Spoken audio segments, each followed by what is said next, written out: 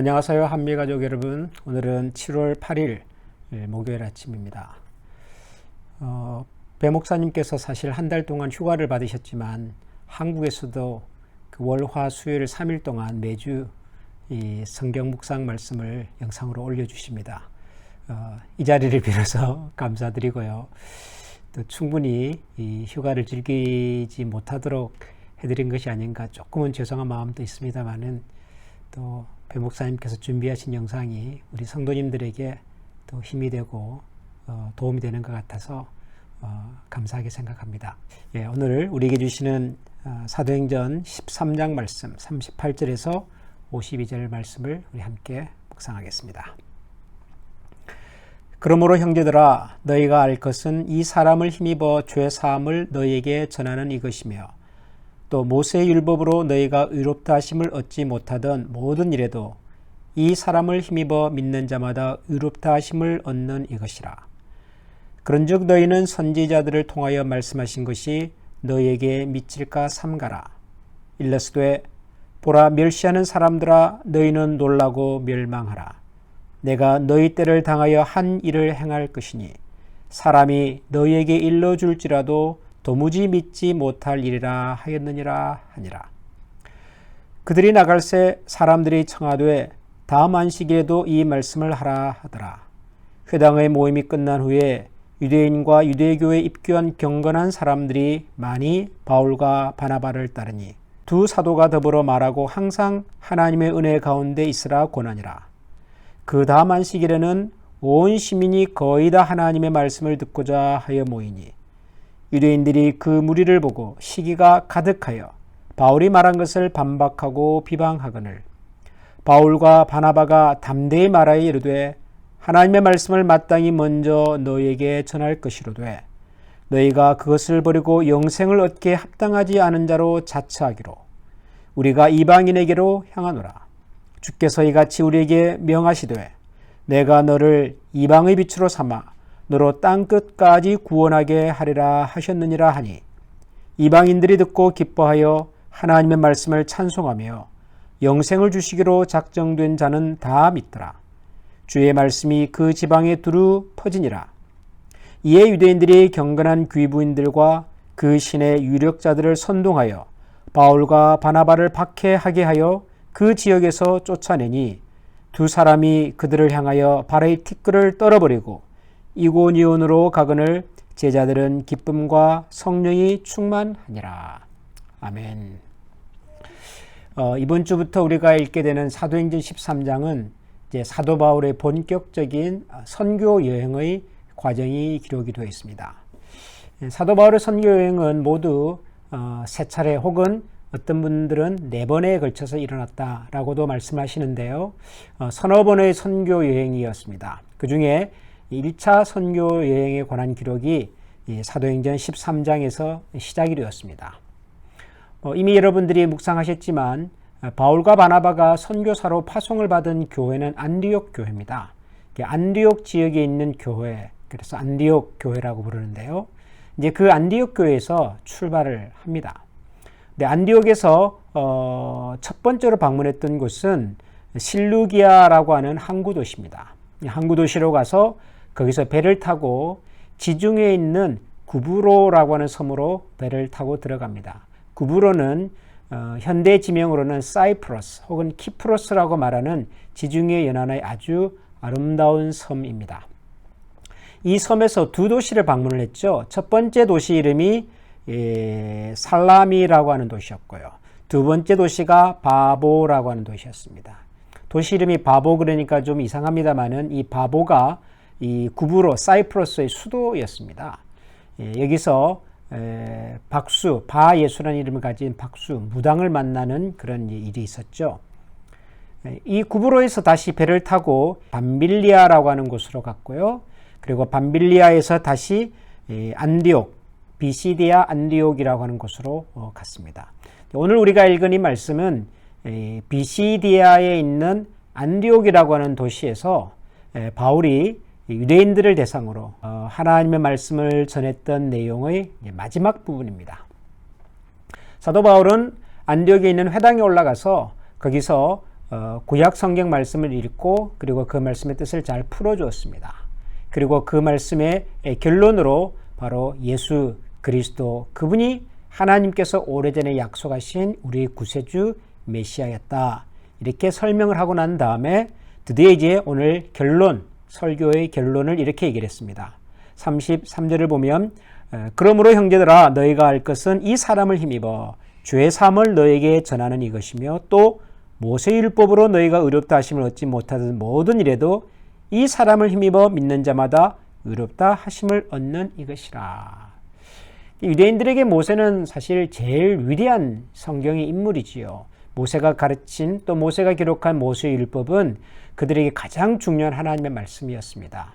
모세만큼 유대인들에게 중요한 신앙적 영향을 끼친 인물도 없습니다. 그런데 그 모세를 통해서도 온전히 의롭다 하심을 받지 못했던 우리가 예수 그리스도를 통해서 모든 일에서 하나님 앞에서 의롭다 하심을 얻게 되었다.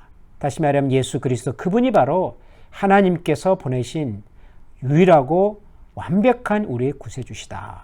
이제 그런 설교로 결론을 냅니다. 바울의 설교가 끝나고 난 다음에 그 회당에 있었던 유대인들의 반응이 의외였습니다.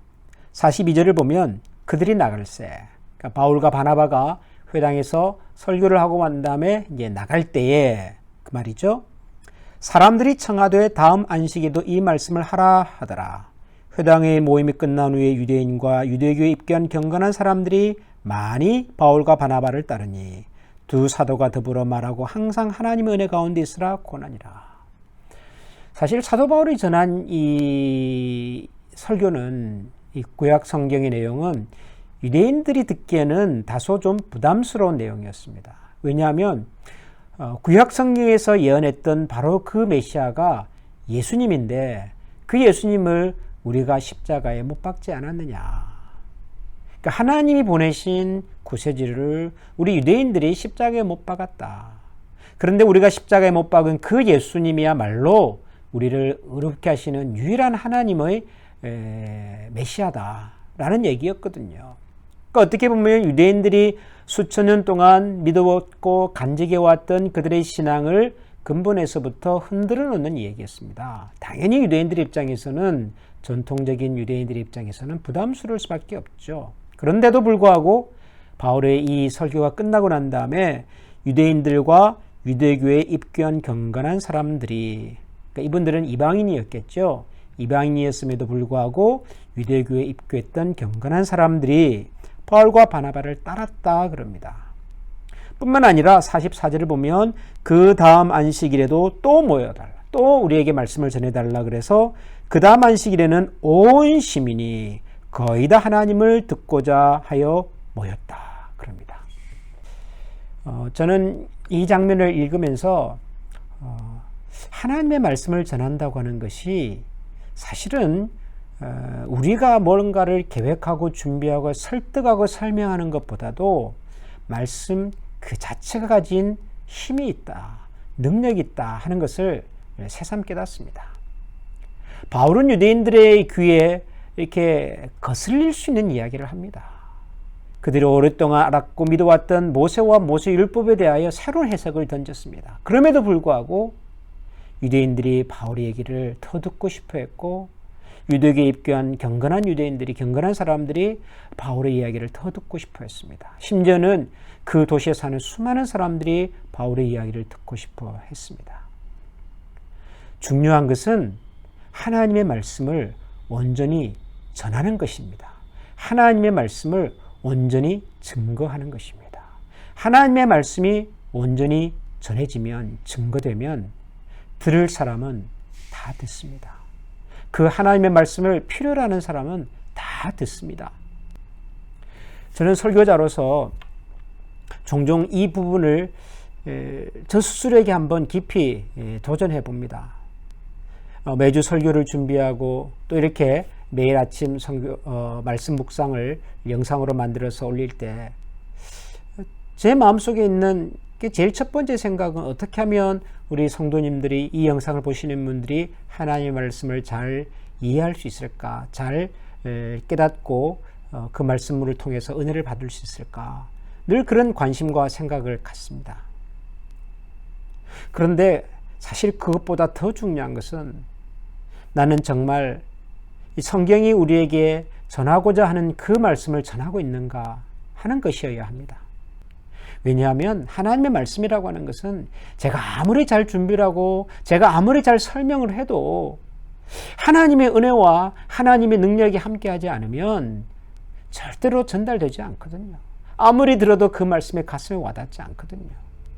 반대로 제가 좀 부족하고 준비도 좀 부족하고 전달이 좀 서툴러도 온전히 하나님 말씀을 잘 증거만 하면 들을 사람들은 다 듣더라고요. 그래서 저는 오늘 이 말씀을 읽으면서 말씀을 전하는 자로서 저를 반성해 봅니다. 나는 정말 하나님의 말씀을 말씀 그대로 전하는 설교자인가? 또 우리 성도님들 입장에서는 그렇게 생각할 수도 있을 것 같아요. 나는 정말 내가 듣고 싶은 얘기가 아니라 나를 즐겁게 해주는 얘기가 아니라 하나님께서 나에게 들려주고 싶은 그 말씀에 나는 집중하고 있는가? 내 마음을 열고 정말 하나님의 마음을 내가 살피고 헤아리려고 이 말씀을 묵상하고 있는가? 우리 스스로를 아마 또 그렇게 돌아볼 수도 있을 것 같습니다. 사랑하는 우리 한미가족 여러분, 오늘도 우리가 이 말씀이 정말 우리가 듣고 싶은 말씀이기 이전에 하나님께서 들려주고 싶은 말씀이면 좋겠고 하나님께서 들려주고 싶은 그 말씀이 우리 가슴에 깊이 남아서 새겨져서 우리의 삶과 생각과 또 우리가 살아가는 삶의 모든 영역 속에서 실제적인 힘과 능력으로 나타날 수 있는 그런 하루가 되면 좋겠습니다. 기도하겠습니다. 하나님, 사도 바울의 회당에서 하나님의 말씀을 증거하였습니다. 가감하지 않았고 또 그들의 입장을 배려해서 부드럽게 전하려고도 애쓰지 않았고 말씀이 기록하고 있는 내용을 말씀 그대로 증거하였습니다. 그럼에도 불구하고 그날 그 자리에서 하나님의 말씀을 들었던 유대인들과 경건한 유대교에 입교한 사람들이 다 그 말씀을 가슴 깊이 들었고 더 듣고자 하였고 그리하여 하나님의 말씀이 실제로 그들의 삶 속에서 구원의 능력으로 나타나게 된 것을 보았습니다. 하나님, 오늘도 우리에게 주신 이 말씀이 우리에게 구원의 능력이 되게 해주시고 우리가 하루를 살아가는 실제적인 힘과 용기와 소망의 말씀이 되게 하여 주시옵소서. 우리 구주 예수 그리스도 이름으로 기도합니다. 아멘.